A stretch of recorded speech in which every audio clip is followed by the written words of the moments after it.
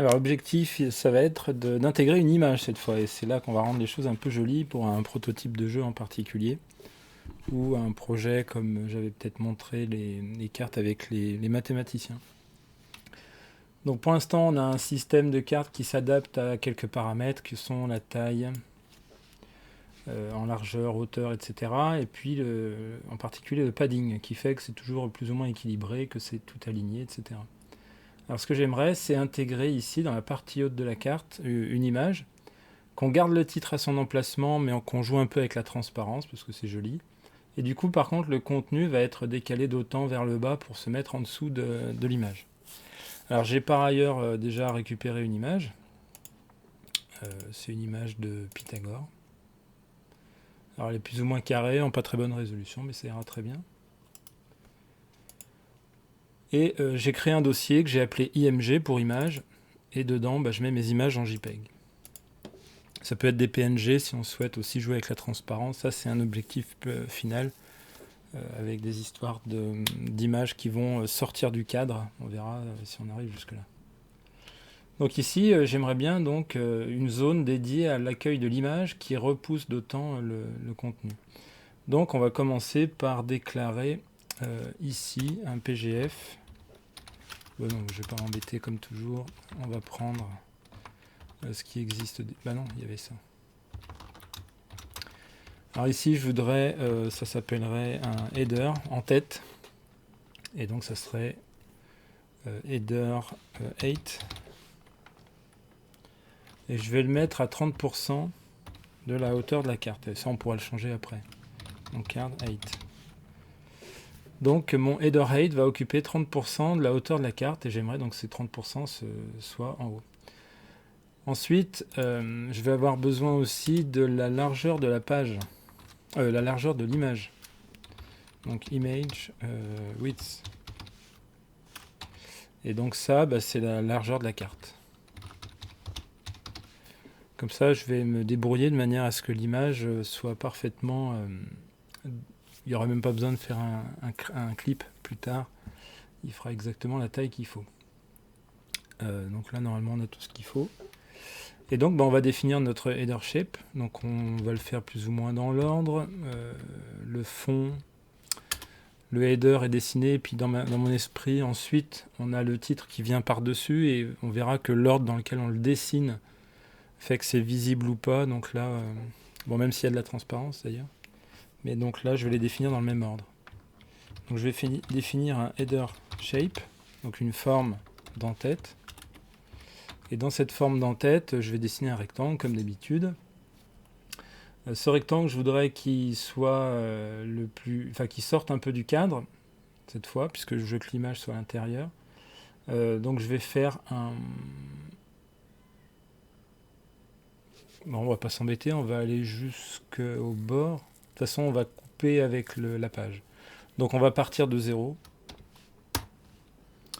On part de 0 et on va aller jusqu'à le coin en haut à gauche. Donc card 8. En minuscule. On fait un rectangle qui va rejoindre le coin en bas à droite.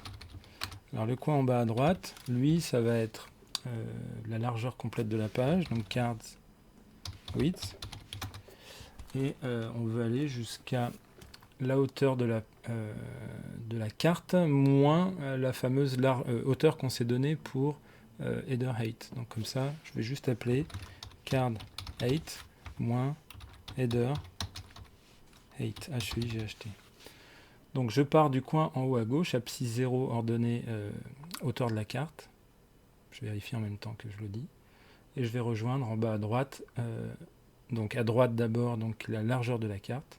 Et je vais du bord supérieur et je redescends de 30%, enfin peu importe. Ça a été déclaré ici, j'ai plus à m'en occuper. Ce qui fait que je peux changer mes déclarations en relatif, absolu, tout ce que j'ai envie. Donc d'où l'intérêt de cette partie au tout début où on met les variables généralement, on met les variables, puis les choses qui sont dépendantes des variables dans un ordre logique. Donc comme ça en en-tête, on a toujours accès directement à ce qui pilote le reste. Ok, donc là, il n'y a plus qu'à le dessiner. On va bientôt simplifier le code parce que idéalement on a prévu de faire une commande avec tout ça et finalement il y a très peu de paramètres dans cette commande pour l'instant. Il y a ce qui est ici, ce qui est là et ce qui est là. Il y a 3 paramètres pour l'instant, 3 arguments. Et pour l'instant ça ressemble à une fonction un peu complexe et ça n'est qu'une carte. Donc on va mettre, après notre card shape, on va mettre notre header. Je vais le dessiner ou pas? Non, j'ai pas besoin de le dessiner. En fait, ce que je veux, c'est maintenant... si, j'ai besoin de le dessiner et de le remplir avec des images. Donc il faut que je définisse un style, et après on y va. Il faut que je rajoute un style pour... je vais le mettre ici aussi. Je vais définir un style... pardon, non, c'est là. Pour mon header, donc ça va être un card d'image. Donc c'est l'image qui illustre la carte, et ça va être un style qu'on va faire passer à notre header quand on va le dessiner. En gros, on va lui dire de le dessiner en se remplissant avec une image. Donc pour ça, il faut lui donner pass picture égale ouvert fermé, et là aussi j'indente. Et on va lui dire qu'on veut créer un node, donc pour lui indiquer à quel endroit on souhaite que l'image soit dessinée. Donc le node, il va être à des coordonnées précises. En fait, on va le mettre... Ouais, je vais le faire comme ça. On va le mettre en absolu, donc à 0,5 fois largeur de la carte, donc au milieu, et en plein milieu de notre header. Vous savez qu'on peut le faire éventuellement aussi avec un... On peut le faire avec un position égale 0,5, pos égale 0,5, mais là, comme ici, je n'ai que le node qui est déclaré, il ne peut pas faire référence à header tout de suite, donc je vais repartir sur de l'absolu.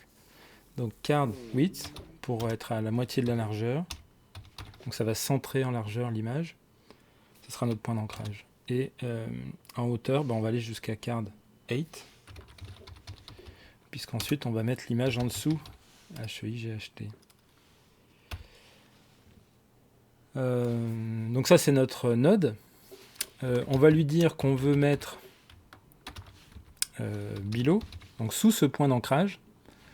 Donc il va se mettre au point d'ancrage à la moitié de la largeur et tout en haut, ici. Et il va dessiner à partir du dessous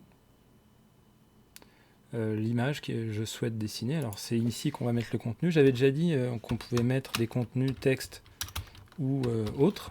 Pour une fois, on va donc mettre une image. Donc on va faire comme vous avez certainement déjà fait. En option, on ne va pas mettre un scale, on va mettre une largeur prédéfinie. Et cette largeur, c'est justement image width. Sachant que la largeur de l'image, elle est égale à card width, la largeur de la carte. Ce qu'on pourrait modifier si on le souhaitait pour avoir une image qui laisse un bord, par exemple, 2 fois padding qu'on pourrait enlever, par exemple. Il faudrait changer rien. Il faudrait juste descendre plus bas pour avoir une image qui est dans la même disposition que tout le reste, avec une petite marge blanche. Alors là, c'est pas ce que je souhaite. J'aime bien les cartes avec les illustrations en pleine page ou qui débordent. Et donc ici, on va lui dire quelle image on veut. Et on ne sait pas encore. On sait qu'elle est dans le dossier image. Donc ça, c'est le chemin relatif. Puisque vous avez votre carte.tech qui est dans au même niveau que image. Donc il va piocher dans image et il va aller chercher pythagore.jpg. Alors il va aller piocher l'argument que je vais lui donner. Alors vous remarquerez que je n'ai pas défini d'argument. Je ne l'ai pas déclaré comme une commande où on dirait... ici, il y a un argument, etc. C'est un argument qui est prévu avec ce style grâce à passPicture. Donc l'argument va être interprété. Maintenant, il n'y a plus rien à faire si ce n'est ne pas oublier ici de mettre une comma. Et normalement, je suis bon. Puisque c'est une commande node. Donc c'est une commande LaTeX, c'est une commande TIKZ. Donc c'est une commande node avec option, position et contenu affiché. Et donc il faut toujours finir par un point virgule. Donc maintenant, il n'y a plus qu'à aller dans le code ici et lui dire où et quand on veut ça. On va le mettre tout en haut. Comme ça, on aura le titre après. OK. Alors, il faudra changer le contenu puisqu'il va être recouvert, mais c'est pas grave. Je le ferai après. Ici, on veut un fil. On veut un... Qu'est-ce qu'on veut? Un quart d'image.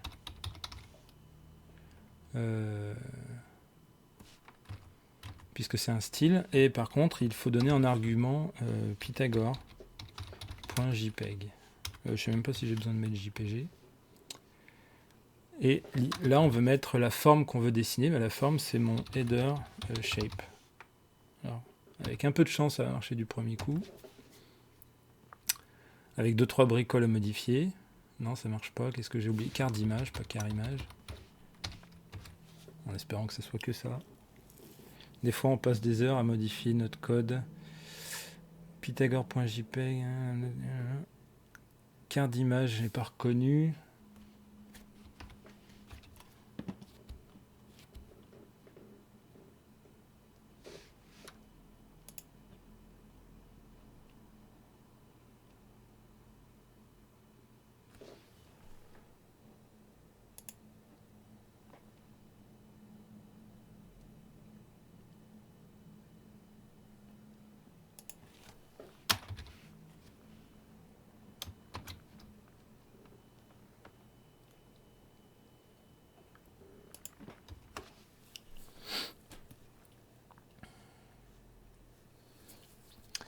Alors, c'était rien du tout. Vous imaginez bien que j'ai passé 2 minutes à chercher avec l'aide de mon chat. J'avais oublié de mettre centimètres, donc je reviens ici. J'avais oublié de préciser centimètres ici. Alors, je sais jamais...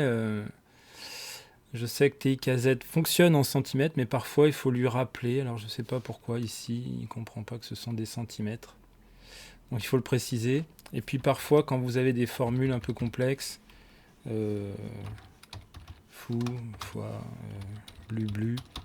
Et des fois, il faut faire ça, les calculs, et multiplier par 1 centimètre.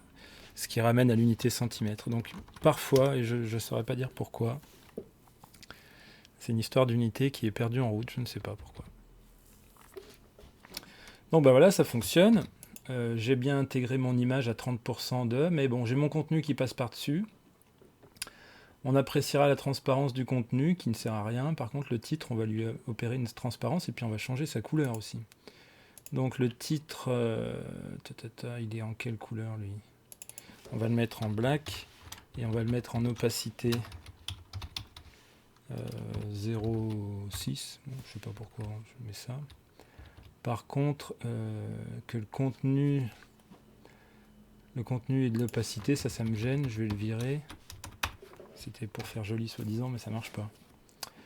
Et puis donc là, on va avoir quelque chose d'un peu plus joli. Et il ne reste plus qu'à virer ce rouge aussi qui est horrible. Le rouge, on va le remplacer par du teal, ce sera mieux. Et donc on va maintenant changer le contenu et on aura avancé sur ce qui m'intéresse pour l'instant. Donc je vais le descendre simplement dans la déclaration d'en-tête, mon content shape, la forme du contenu.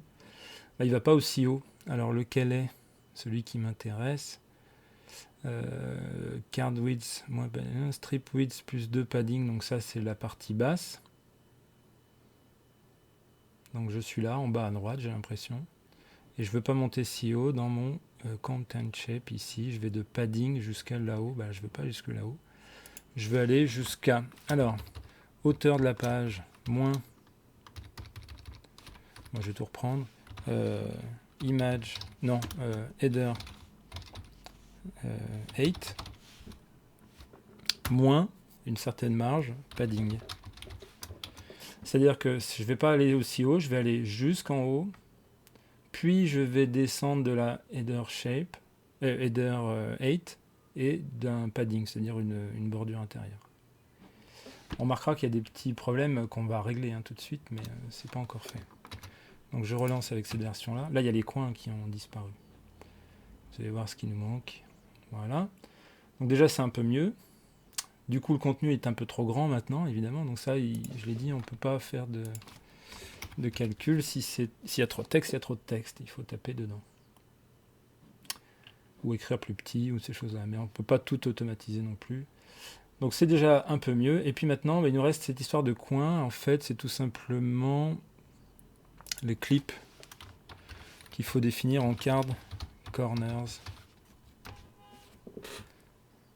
C'est-à-dire qu'on veut faire un clip qui prend en compte le fait qu'il y ait des coins arrondis. Donc on peut appliquer des styles à des formes qui soient prises en compte pour le... on peut appliquer des styles à des formes qui soient prises en compte pour les clips, c'est-à-dire pour les suppressions de tout ce qui déborde. Donc ça y est, maintenant j'ai une carte avec une illustration. Et puis une fois que j'en ai fait une, j'en fais plein. Je peux lui donner le titre que je veux. Pythagore. Et maintenant on peut s'amuser à faire des choses un peu plus évoluées. Est-ce qu'on peut écrire des formules mathématiques là-dedans ?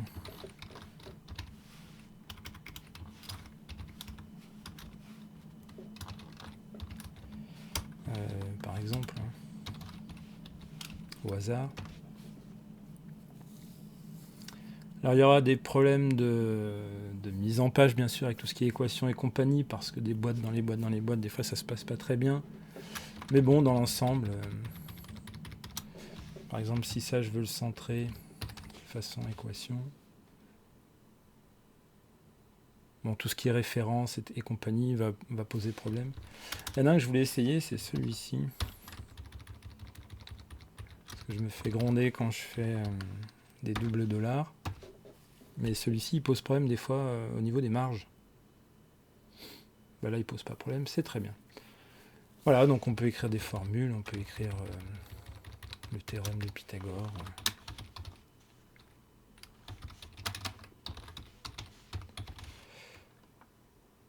On peut écrire des informations. Alors on agrémentera ça, par exemple, dans le bandeau du bas, on s'en sert pas, on pourrait mettre année de naissance, enfin naissance et mort. Dans le coin haut à droite, on peut mettre le siècle. Enfin, j'avais montré un exemple comme ça. Et puis là, je peux commencer à virer le fond, parce que j'en ai plus besoin. Je sais que je m'en suis servi beaucoup pour la mise en page de mes éléments, mais j'ai peut-être pas besoin d'avoir un remplissage. C'était utile pour comprendre le positionnement, mais maintenant que je l'ai, je peux tout mettre en blanc et ça fait des marges invisibles.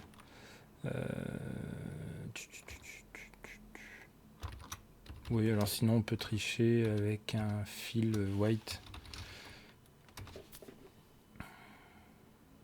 Voilà ce que ça donne. Alors, quelle est l'étape suivante ? L'étape suivante, ça va être regarder comment modifier ça en une commande qui prenne quelques arguments. 1, 2, 3 pour l'instant. Déporter le système de couleurs, parce que si je fais 15 cartes, tac, tac, tac, je ne vais pas changer à la main le white ici si j'ai plus envie que ça soit écrit en blanc. J'ai envie que ça soit automatisé, donc je vais mettre en tête. En fait, je vais mettre dans un fichier à part, un fichier texte, des couleurs qui seront appelées et tout centraliser. Par exemple, couleur 1, 2, 3 ou couleur fond titre, fond, je ne sais plus comment je l'ai appelé, below strip shape. Et ce genre de choses. Donc on peut tout déporter au niveau des couleurs pour ne plus avoir à s'en occuper, ou en tout cas centraliser dans un fichier en tête, comme les CSS avec le HTML, je crois, j'en ai déjà parlé vite fait. Et donc ensuite, se concentrer uniquement sur le contenu. Et idéalement, donc à partir de la prochaine fois, on ferait card, 3 arguments. Ici, on aurait le titre, ici, on aurait le contenu, et ici, on aurait le numéro qui pourrait être automatisé. Donc ça sera le sujet de prochaines vidéos.